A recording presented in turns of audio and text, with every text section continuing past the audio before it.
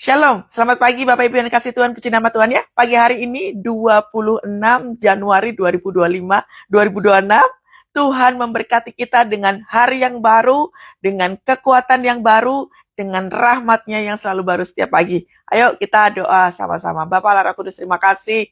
Kami bersyukur kepadamu Tuhan. Kami boleh berada di 26 hari di bulan ini, di tahun yang baru ini Tuhan kami bersyukur. Tuhan Yesus selalu baik bagi setiap kami. Terima kasih buat apapun Tuhan yang sudah kau berikan bagi setiap kami. Dan pagi hari ini kami mau duduk sebagai seorang murid.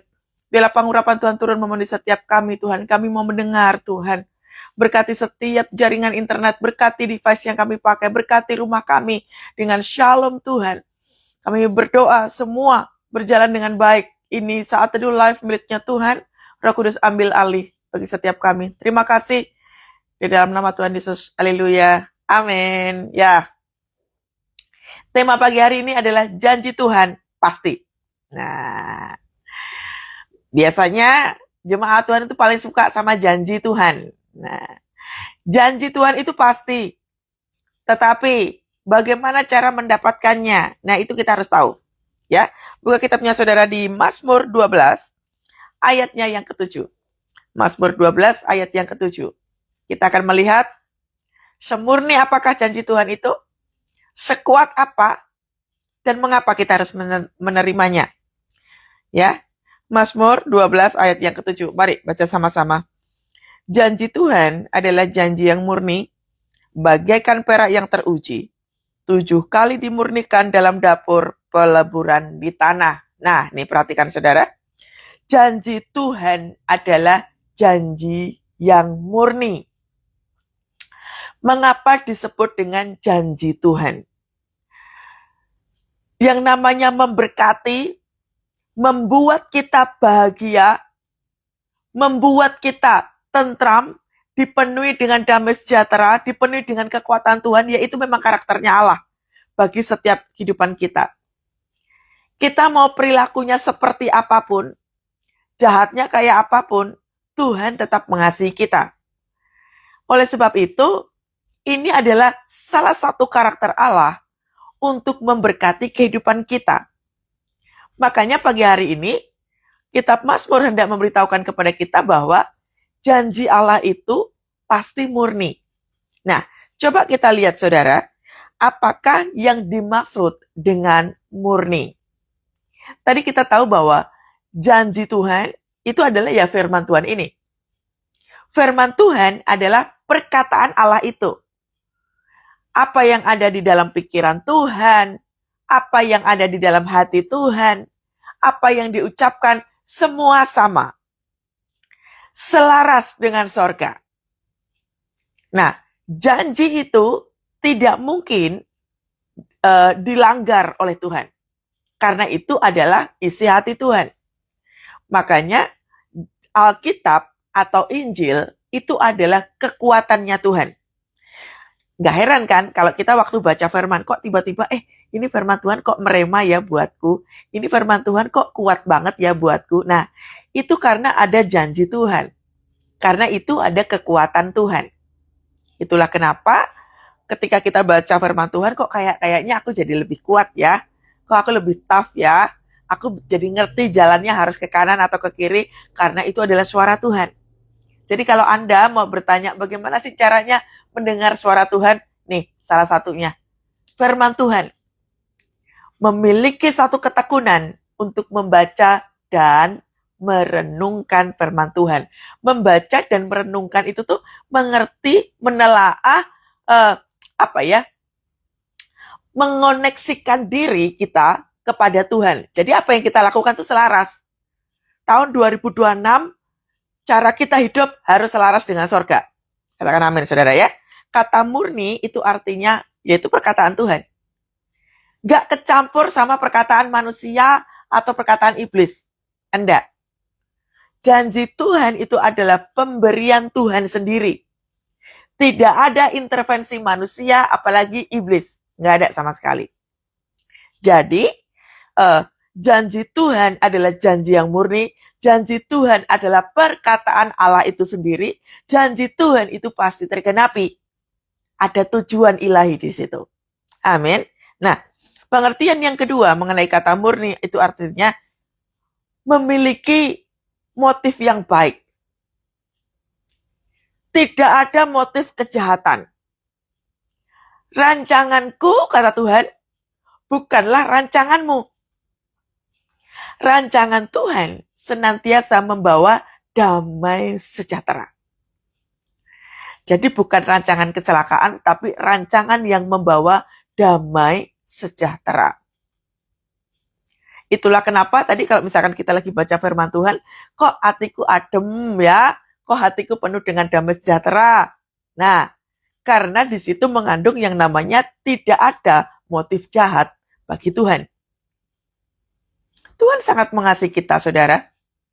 Makanya ketika kita itu udah berpikir begini, ini Tuhan itu ada nggak sih? Ini beneran firman Tuhan itu relevan nggak sih?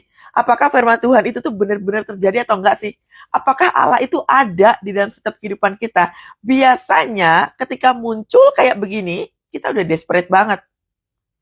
Kita udah mulai frustrasi banget. Makanya di kitab Matius dikatakan bahwa marilah kepadaku semua yang letih lesu dan berbeban berat. Semua dikatakan. Mau agamanya apa, Tuhan katakan bahwa marilah kepadaku. Marilah kepadaku artinya datang kepada Tuhan saja, jangan kepada manusia, apalagi ke setan. Marilah kepadaku, ada undangan sama Tuhan. Namanya undangan itu bisa kita terima, bisa kita tolak. Berapa banyak orang mengalami frustrasi yang begitu tinggi karena apa toh? Kayaknya berdoa tetapi tidak kalimatnya bagaimana ya lebih tepatnya? Kayaknya berdoa tetapi ketika Tuhan panggil itu nggak hadir. Apa tandanya waktu Tuhan panggil nggak hadir? Di proses itu termasuk dipanggil Tuhan loh. Mengalami proses itu dipanggil Tuhan. Waktu kita melakukan dosa dan pelanggaran dan kita menerima konsekuensi daripada pelanggaran itu artinya kau lagi dipanggil. Waktu tekananmu berat, prosesnya itu kau rasa-rasanya bikin kau lelah, itu kau lagi dipanggil. Ngertilah bahwa proses ini buat engkau. Lihatlah bahwa pelanggaran dan dosa yang kau lakukan ini merugikan dirimu. Nah, itu waktunya Tuhan panggil tuh. Kehidupan-kehidupan yang menyakitkan secara daging, yang kok kayaknya kok tiba-tiba banget ya tekanan itu, kok tiba-tiba banget ya persoalan, karena udah dirasa membahayakan. Nah, itu panggilan, dipanggil sama Tuhan. Seringkali kita nggak memenuhi itu. Kita cenderung protes sama Tuhan, padahal kita lagi di reminder sama Tuhan. Ada yang salah, nak, apa yang kau lakukan? Engkau udah terlalu jauh, nak. Perilakumu udah nggak benar. Keputusan-keputusan yang kau ambil udah menghancurkan kehidupanmu. Waktunya kau dipanggil oleh Tuhan. Biasanya berbentuk apa? Proses, tekanan untuk dimurnikan. Nah, jadi kata murni tadi selain daripada perkataan Allah, dia juga disebut dengan perkataan yang tidak tercemar. Gak ada motif jahat. Segala sesuatunya yang Tuhan rancangkan dalam kehidupan kita selalu mendatangkan damai sejahtera. Ketika pikiran kita pada materi, ketika pikiran kita itu pada kesenangan pribadi, bagi Tuhan damai sejahtera, sukacita itu jauh lebih utama. Amin. Itu jauh lebih utama. Makanya nggak tercemar sama pemikiran manusia, apalagi iblis. Kita nggak bisa intervensi Tuhan. Tuhan harusnya kan doa saya dijawabnya kayak begini. Nah, Tuhan nggak bisa diintervensi, saudara. Mau-maunya kita nggak bisa. Tetapi kalau iblis bisa. Anda datang ke orang pinter, kamu datang untuk apa? Minta sembuh. Ya udah, iblis akan lakukan itu. Bisa sembuh, bisa bikin kamu kaya, bisa bikin pekerjaanmu laris, bisa bikin engkau jadi sukses, posisi pekerjaanmu tinggi, sesuai dengan permohonanmu. Itu iblis, karakter iblis. Selalu ada namanya apa? Tumbal. Nah, gak ada gratis bagi iblis, itu gak ada. Semuanya itu selalu apa? Tumbal. Bentuknya apa? Kebinasaan. Tetap tujuan akhir iblis adalah kebinasaan dari mencuri, kita dibunuh, diacak-acak kehidupan kita, tujuannya agar binasa. Makanya di sini dikatakan bahwa tidak tercemar, gak ada motif jahat, itu karakter Tuhan. Gak bisa diintervensi oleh siapapun. Kita mau berteriak kayak apapun, Tuhan kan seharusnya nih, duit harus ada. Sekarang udah tanggal 26. Bentar lagi Tuhan tanggal 1 aku harus bayar utang. Please dong Tuhan, on time. Keinginan kita sebelum tanggal 1 harus ada duitnya. Tapi Tuhan terkadang membuat pintu semua tertutup. Karena tujuan Tuhan murni. Kalau semua permohonan kita dijawab sama Tuhan, kita nggak akan pernah menghormati Tuhan.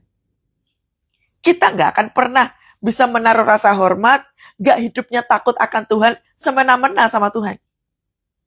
Kalau butuh ya datang, kalau enggak ya enggak. Nah gitu jadinya. Itulah kenapa disebut dengan janji Tuhan adalah janji yang murni. Tidak bisa diintervensi sama siapapun, termasuk kita. Ngatur-ngatur, tidak bisa.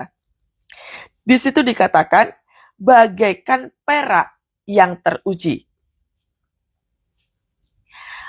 Tadi pagi saya baca ya, perak itu cara pembuatannya seperti apa?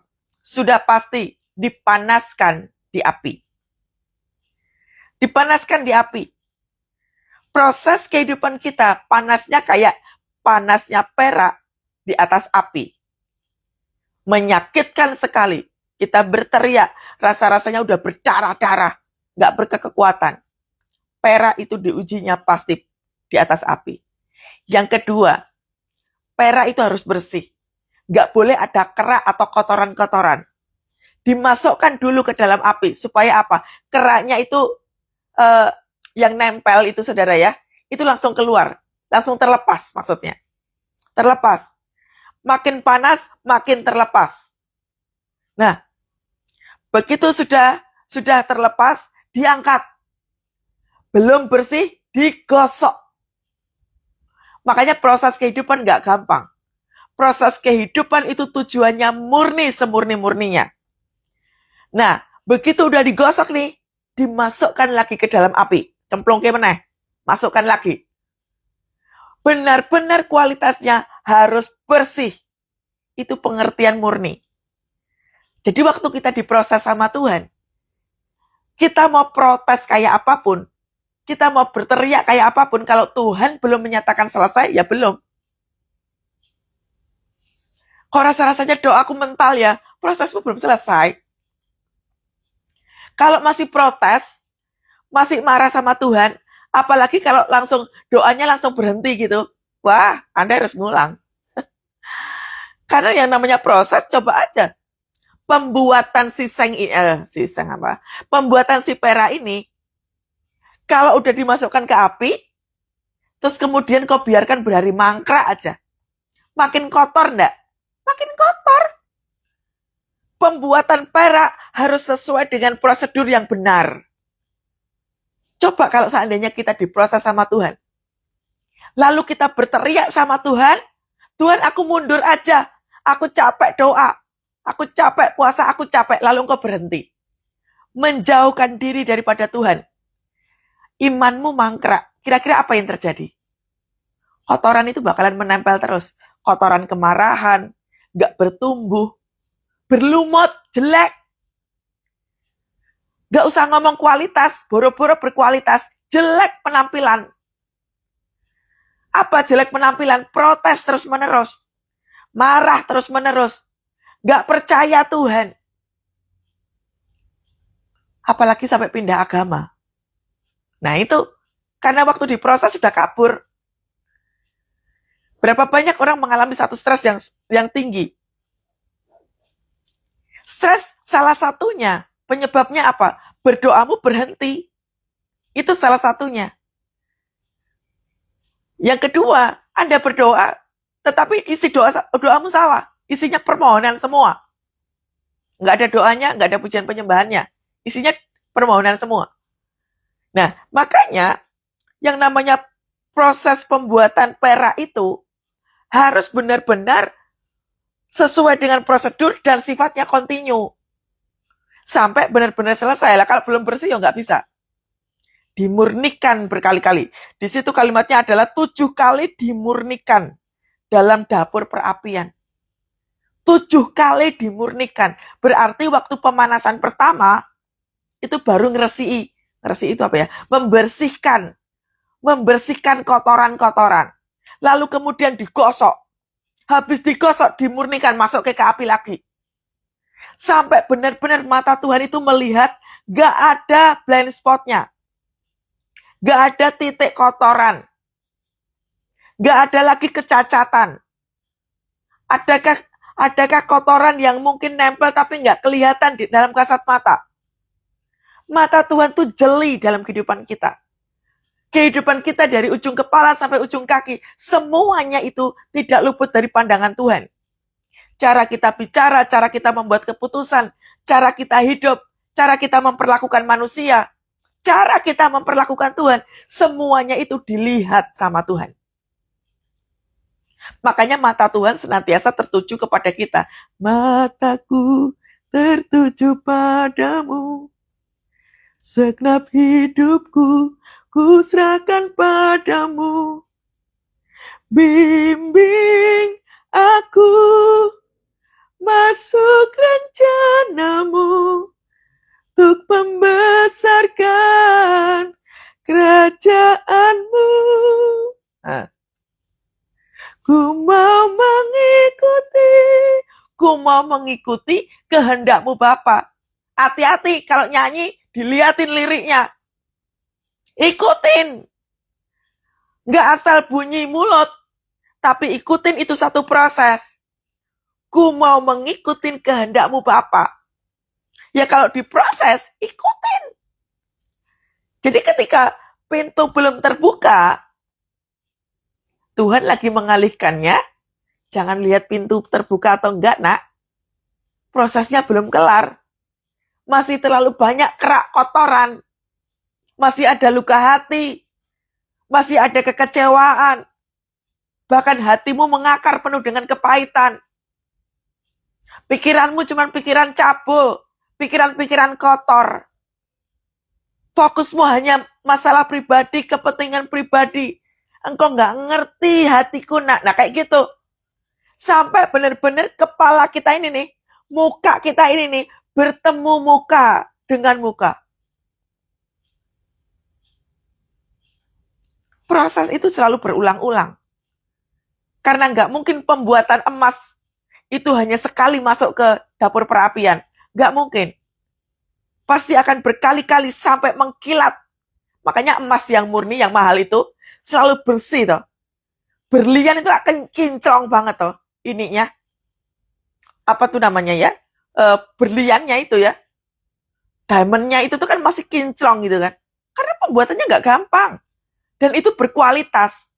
Proses kehidupan kita itu tujuannya agar supaya Anda dan saya berkualitas. Nggak gampang meloan. Kena proses sedikit langsung melo, langsung marah, langsung stres. Kemudian apa? Dikit-dikit sakit hati, dikit-dikit kelemahan tubuh. Supaya kualitas kita tuh nggak, maaf ya, standarnya Tuhan mungkin disebut dengan murahan. Masa diproses kayak begini langsung sakit GERD. Lagi diproses kayak begini langsung uring-uringan. Nah itu kan standar yang jauh daripada Tuhan. Murni dimasukkan 7 kali dimurnikan dalam dapur peleburan tanah. Lah kenapa kok 7 kali? Kenapa kok nggak 8 kali, 9 kali atau 3 kali aja? Kenapa? 7 itu bicara tentang kesempurnaan. Supaya kita menjadi sempurna. Seluruh kehidupan kita itu supaya sempurna. Menjadi seperti Kau, Yesus. Menjadi seperti Kau, Yesus. Menjadi sempurna dalam seluruh hidupku. Nah, menjadi sempurna seluruh hidupku. Dari ujung kepala, isi kepala kita udah nggak overthinking lagi. Isi pikiran kita nggak dosa-dosa terus. Isi pikiran kita itu tuh nggak cabul. Nggak isinya itu free sex, pornografi, keinginan-keinginan duit, kaya. Nah, bukan itu lagi. tapi murni untuk menyenangkan hati Tuhan. Perkataan kita pun waktu diproses, supaya kita tuh bukan orang yang, sorry ya, ngomongnya tuh semua kebun binatang keluar. Banyak mengutukin orang, mulutnya tukang julid, ngomongin orang terus. Waktu diproses itu, kita sedang benar-benar dibuat sempurna bagi Tuhan. Ya, menjadi sempurna. Lalu yang kedua, pengertian angka 7 itu, serupa. Kita jadi serupa. Nilai rapot kita itu adalah buah-buah roh. Nah, kalau pengen tahu kualitas kehidupan kita, lihatlah buah-buah roh itu. Itu nilai rapot yang nggak bisa dimanipulasi, nggak bisa. Anda nggak bisa ubah angka 6 menjadi angka 9 nilai rapot, nggak bisa. Karena yang namanya buah kekristenan, Anda nggak bisa memanipulasi. Nggak bisa pakai topeng. Nggak bisa tipu-tipu, nggak bisa. Karena proses kehidupan itu yang akan membuat nilai rapot kita jadi bagus. Makanya dilihatnya di situ buah-buah roh. Apakah kita bisa sabar? Apakah kita punya kelemah lembutan? Apakah kita ini bisa menguasai diri kita? Nah, itu yang dilihat. Benar-benar kita punya kelemah lembutan, kesetiaan. Kita masih bisa mau yang namanya mengasihi Tuhan itu tuh bukan karena kita punya masalah baru datang kepada Tuhan. Sungguh-sungguh hati yang murni cinta Tuhan, titik, nggak ada koma. Mau ditolong Tuhan atau enggak, tetap aku mau. Mau nyembah Tuhan. Kita di awal tahun kemarin ya, di awal Januari, kita berpuasa Daniel selama 10 hari. Kita lihat karakternya Daniel. Kita lihat ya, mereka tuh ya, kawanan itu, Sadrak, Mesak, dan Abednego. Murni hatinya.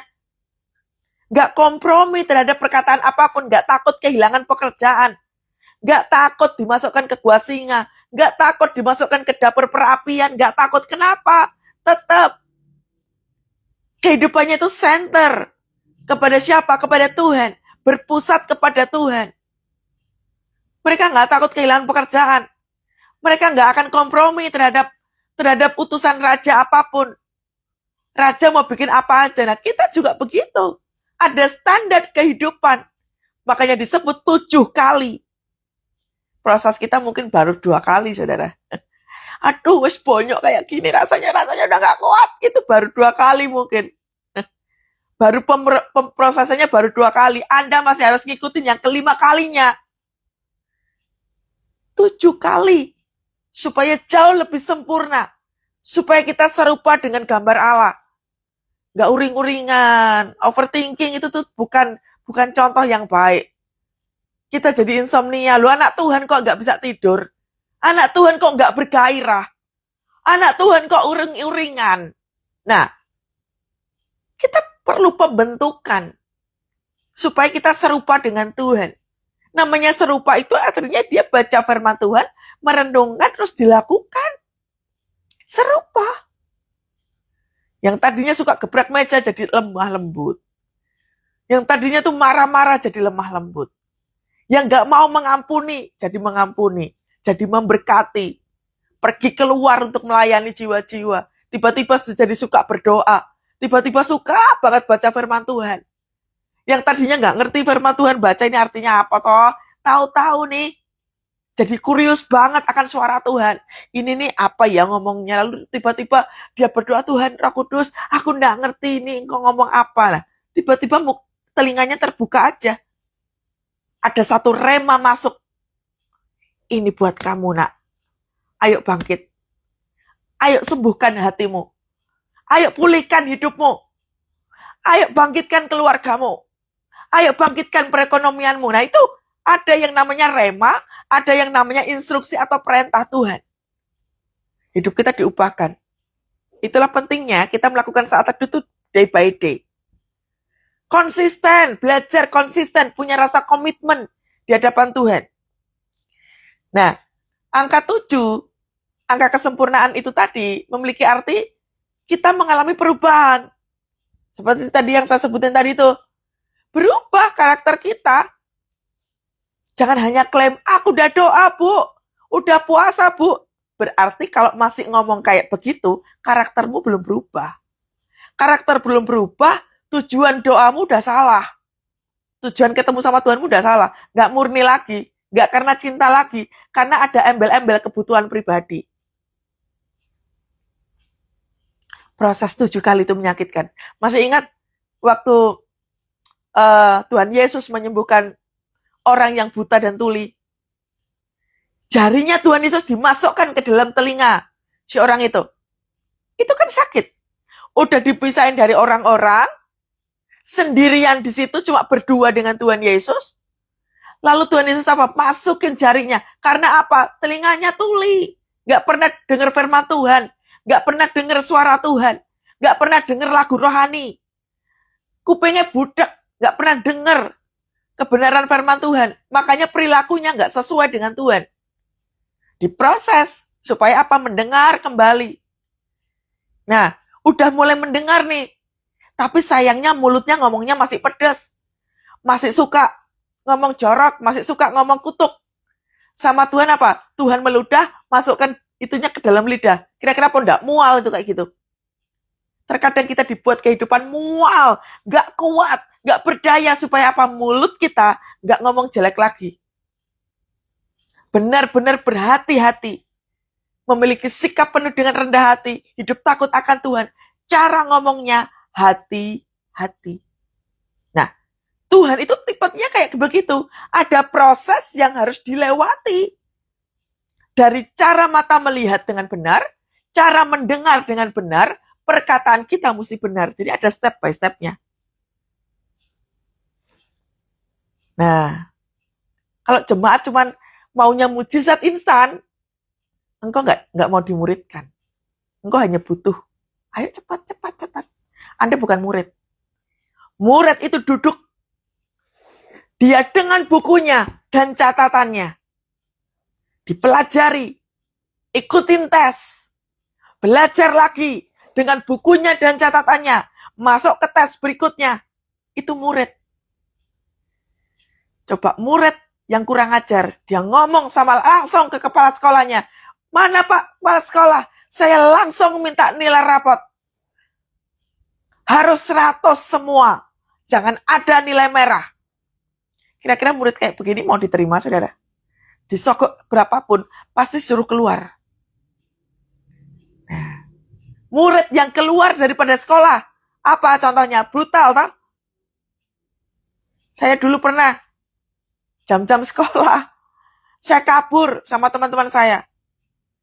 Murid yang kabur, jadi pinter enggak? Selain bodoh, brutal. Kita juga gitu. Waktu kita melepaskan diri dari status murid di hadapan Tuhan, kita jadi brutal.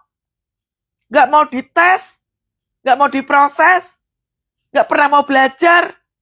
Perilakunya makin brutal. Dikit-dikit takut, dikit-dikit khawatir, dikit-dikit cari hamba Tuhan. Itu terus. Gak ada peningkatan. Nah, makanya ada proses yang namanya 7 kali dimurnikan. Sadrak, Mesak, dan Abednego nggak mungkin bisa lolos dalam dapur perapian kalau mereka nggak taat sama Tuhan. Hidup mereka itu takut akan Tuhan. Saat teduh hari Jumat kemarin kita bahas, toh, bagaimana strategi Daud mengalahkan Goliat. Itu belum perang loh. Baru strategi menghadapi Goliat, belum perang. Yang dilakukan Daud apa? Masuk ke dalam peperangan prajurit itu. Barisan prajurit. Waktu masuk ke ke barisan prajurit itu, Daud nggak bawa beban. Yang tadinya dia bawa roti, bawa perlengkapan lainnya, ditaruh bebannya. Karena dia tahu, loh ini mau perang apa mau bawa apa nih? Mau perang kalau bawa beban, pasti kalah. Kenapa? Lelah. Perang itu tuh cuma bawa senjata perang. Tapi kalau kita bawa beban, berat di kita. Jangankan kita fokus nembak, kita akan fokus kepada diri sendiri. Kok berat ya? Aku kok nggak kuat ya? Ini bebanku ini loh ganggu banget. Nah, Tuhan udah bilang, marilah kepadaku semua yang letih lesu dan beban berat, aku akan memberikan kelegaan kepadamu. Kita datang sama Tuhan, dinaruh ini loh, pundak yang isinya cuma kekecewaan, luka hati, kelelahan, isinya cuma pikiran duit, isinya cuma pikiran keluarga, berbagai macam persoalan, sama Tuhan suruh lepasin. Tapi kita cenderung bawa. Makanya waktu peperangan capek sendiri. Nggak bisa nembak musuh, kitanya udah capek duluan. Proses.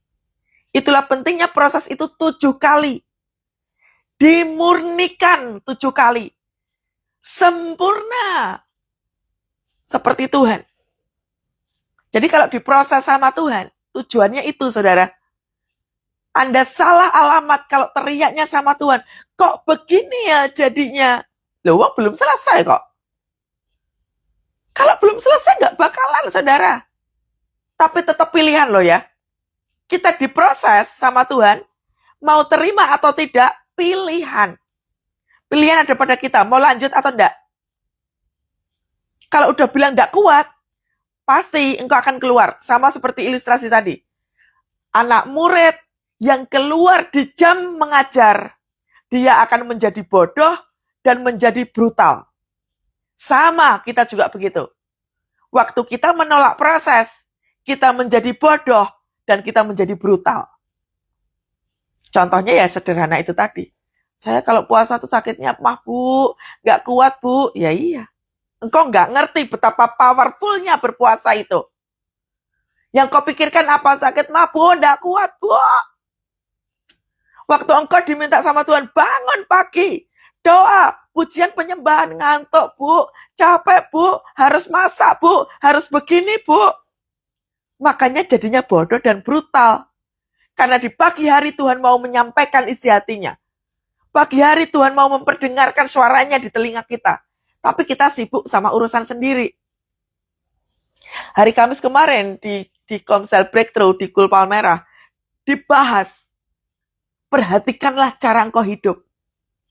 Di kitab Hagai di pasal 1 dijelasin, kita udah kerja keras, kita udah mati-matian melakukan ini, kita udah melakukan ini, tapi hasilnya mana nggak ada.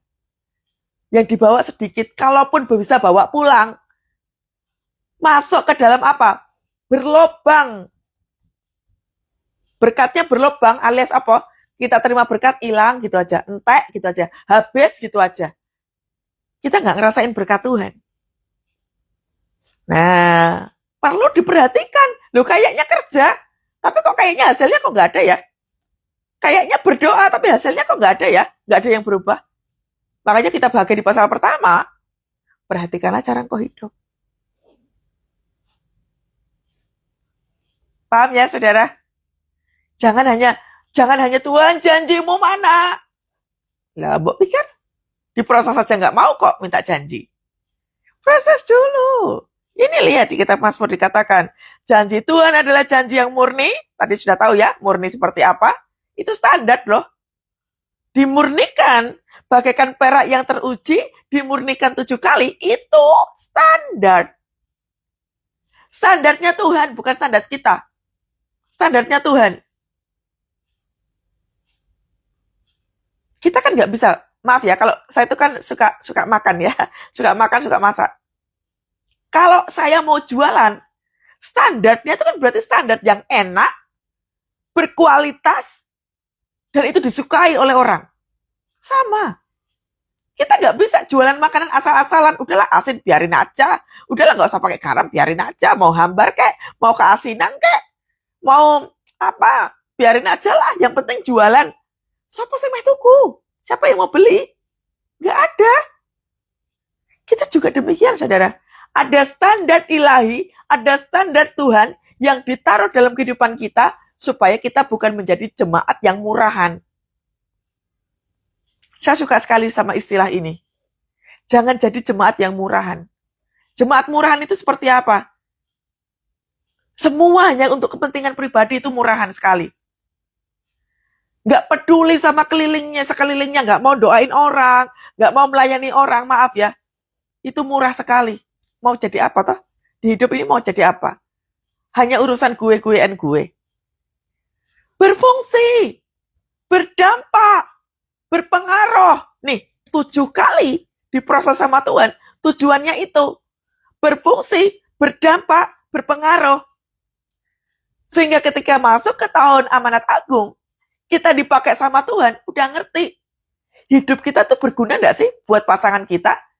Hidup kita berguna nggak untuk anak-anak? Kita membawa pengaruh nggak? Kehadiran kita itu bawa pengaruh nggak ke komunitasmu? Membawa dampak nggak di kantormu? Nah itu kan ditanya sama Tuhan. Makanya ini, di ayat yang ke-7 ini standar. Fungsinya kita diproses tuh itu. Buat apa kita ngata-ngatain pasangan, tapi diri kita sendiri jauh lebih banyak dosanya? Selumbar di mata orang, kita bisa lihat. Balok di mata sendiri, nggak bisa lihat. Nah, tipe-tipe yang nggak mau diproses. Pasangan jatuh dalam dosa, diomongin terus. Anak jatuh dalam dosa, diomongin terus. Mertua jatuh dalam dosa, diomongin terus. Biasanya yang orang ngomongin kayak begini, maaf ya, kualitasmu kualitas rendahan. Udah tahu ada yang salah di depan mata, engkau omongin jelek. Padahal itu adalah area di mana engkau harus punya hati untuk mengubah itu. Makanya sebelum mengubah orang lain, kitanya sendiri, ubah hatiku seputih salju, ubah hatiku seperti dirimu. Nah, coba nanti di YouTube nyanyi lagu ini. Taruh dalam diri. Ya. Ubah hatiku. Ubah hatiku Tuhan. Kalau doa itu, ubah hatiku Tuhan, ubah hatiku. Aku suka ngomong kasar. Ampuni aku Tuhan. Gitu loh kalau doa. Minta satu perubahan kehidupan agar supaya kita itu gak sama kayak dulu-dulunya. Gak ngutukin orang, kebun binatang keluar semua. Ngutukin pasangan, ngutukin ibu mertua, ngutukin orang tua. Gak berfungsi, gak berdampak. Yang ada jadi batu sandungan. Engkau menghadirkan perkataan setan ke dalam keluarga. Hati-hati ya.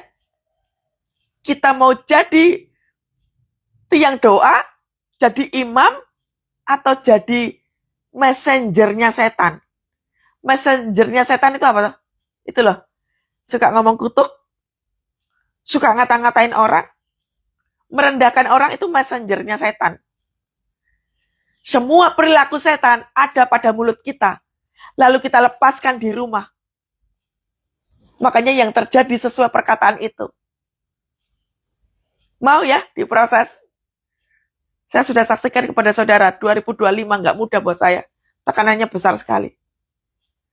Tapi begitu masuk ke bulan ke-9, wah, saya baru melihat dahsyat banget penyertaan Tuhan. Tadi malam saya berfellowship sama beberapa teman gitu ya. Pas kita lagi nyembah Tuhan. Yang saya rasakan pertama waktu nyembah Tuhan itu adalah penyertaan Tuhan dahsyat banget di tahun 2025.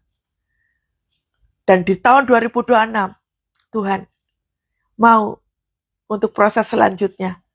Karena kalau tahun 2025 ditolong Tuhan, disertai Tuhan, maka Tuhan yang sama yang akan menyertai di tahun 2026 ini. Makanya waktu diproses, jangan teriak-teriak. Ikutin aja prosesnya. Lebih rendah hati. Justru waktu diproses lebih rendah hati. Makin sabar, rendah hati, gak uring-uringan, dijaga. Pikirannya, perkataannya dijaga. Karena sekali lagi kualitas. Tuhan hanya memakai orang-orang yang berkualitas. Orang-orang yang berkualitas itu apa? Memenangkan keluargamu. Anda, itu tugas Anda loh. Mengubah keadaan perekonomianmu. Supaya kita lebih bertanggung jawab, terima berkat itu tanggung jawab loh. Minta kaya, tapi begitu dapat kekayaan malah jatuh dalam dosa. Minta pekerjaan, dikasih pekerjaan, malah gak pernah melayani.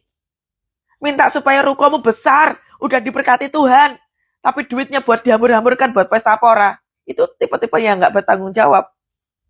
Tipe-tipe anak bungsu yang minta sama bapaknya warisan banyak-banyak. Begitu terima warisan, dibuat pesta pora. Nggak lama jadi miskin. Bahkan nggak cuma miskin, kere. Mau makan aja susah, ampas babi pun dimakan. Jadi kalau misalkan sampai, kok hidup susah banget ya, berarti ada sesuatu yang salah. Mau makan aja kok susah, Bu. Mau beli beras aja susah. Sampai untuk urusan beli beras susah, berarti ono yang salah dalam dirimu. Mau cari lauk, Bu. Nggak ada lauknya, Bu. Cuma ada nasi dan garam. Berarti ada yang salah dalam dirimu.